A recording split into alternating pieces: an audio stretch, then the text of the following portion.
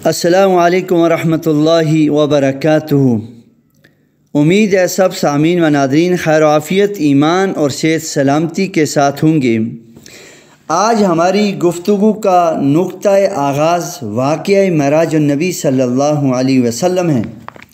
یہ ایسا واقعہ ہے، ایسا معجزہ امام الانبیاء سرکار دو عالم صلی اللہ علیہ وسلم کا ہے، جس کو رب کائنات خلاق عالم نے قرآن حکیم کے اندر اس کا حصہ بنایا، اس کا تذکرہ فرمایا، تفصیلی اس کو بیان فرمایا۔ اب ہر آدمی اپنے علم قابلیت کی بنیاد پر اس واقعے کو بیان کرتا ہے، لیکن میں آپ کو یہ بتانا چاہتا ہوں کہ واقعہ معراج تو ہوا، یہ حقیقت ہے، اس سے انکار نہیں ہو سکتا، اور تمام کتب حدیث میں اس کا ذکر ہے، قرآن میں ہے، لیکن کسی مخصوص تاریخ کا ذکر بھی نہیں ہے کہ کون سی رات کون سی تاریخ کو یہ واقعہ ہوا۔ یہ واقعہ ہوا ہے، یہ ایک اٹل حقیقت ہے، کیونکہ یہ حضور صلی اللہ علیہ وسلم کا ایک عظیم الشان معجزہ ہے۔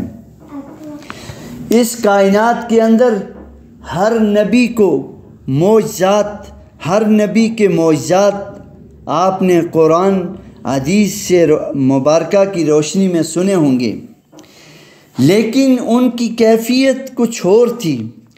لیکن جو امام الانبیاء سرکار دو عالم صلی اللہ علیہ وسلم کو جو معراج ہوئی، اس کی حیثیت کیفیت کچھ اور ہے۔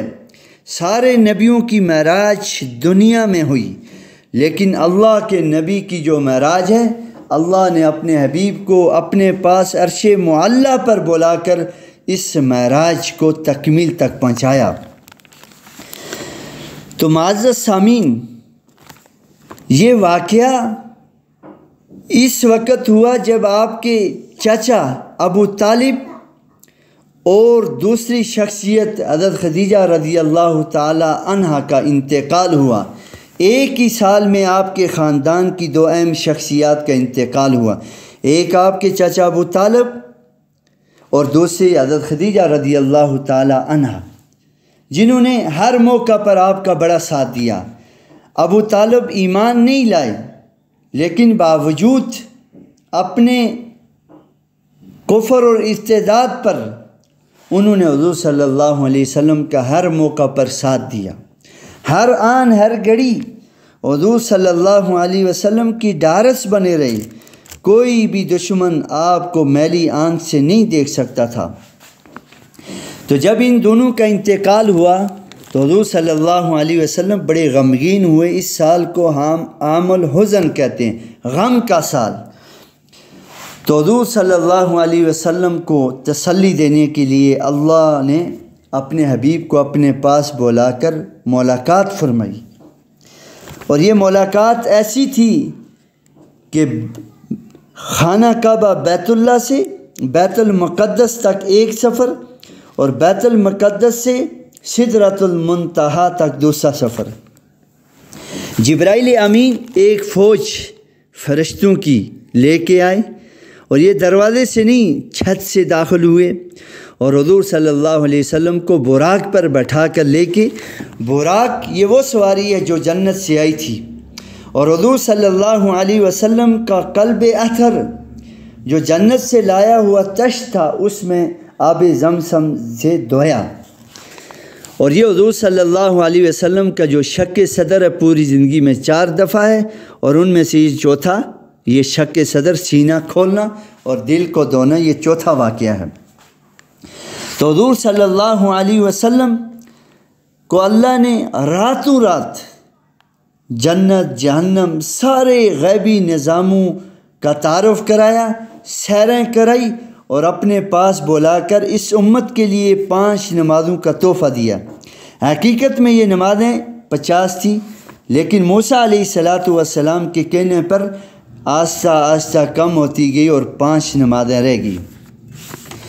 اور سب سے اہم بات، سارے انبیاء نے بیت المقدس میں حضور صلی اللہ علیہ وسلم کی امامت میں نماز ادا کی، اسی لیے حضور صلی اللہ علیہ وسلم امام الانبیاء ہیں، امام الانبیاء۔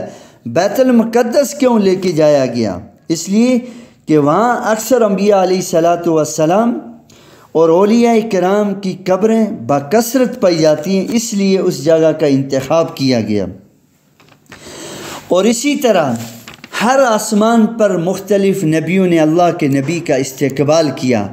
ان میں سے سب سے پہلے آسمان پر حضرت آدم علیہ الصلاۃ والسلام نے، دوسرے آسمان پر عیسیٰ علیہ السلام، تیسرے آسمان پر یوسف علیہ السلام، چوتھے آسمان پر ادریس علیہ السلام، پانچویں آسمان پر ہارون علیہ السلام، چھٹے آسمان پر موسیٰ علیہ السلام، ساتویں آسمان پر حضرت ابراہیم خلیل اللہ علیہ الصلاۃ والسلام نے آپ کا استقبال کیا۔ ذرا شان مستوی کا کوئی ملاحظہ تو فرمائیں۔ کوئی نبی پہلے آسمان پر، کوئی دوسرے، تیسرے، چوتھے، پانچویں، چھٹے، ساتویں آسمان پر رہ گیا۔ آمنہ کا در یتیم، عبداللہ کا لخت جگر، ایسا نبی، ایسی شان والا پیغمبر تھا، وہ وہاں پہنچا جہاں صرف ساجد تھا یا مسجود، عابد تھا یا محمود، محب تھا یا محبوب۔ وہاں صرف اللہ کی ذات اور اللہ کے پیارے حبیب صلی اللہ علیہ وسلم کی ذات تھی۔ حضور صلی اللہ علیہ وسلم سدرۃ المنتہا پہنچے تو جبرائیل امین نے بھی آگے بڑھنے سے انکار کر دیا۔ کہا کہ حضور صلی اللہ علیہ وسلم اگر یہاں سے میں ایک بال سر کے برابر بھی آگے بڑھوں تو جل کر راکھ ہو جاؤں گا۔ یہ تھے حضور صلی اللہ علیہ وسلم کا واقعہ معراج کی حقیقت اور خلاصہ۔ اس موقع پر مجھے اور آپ کو ایک تحفہ ملا نماز کا۔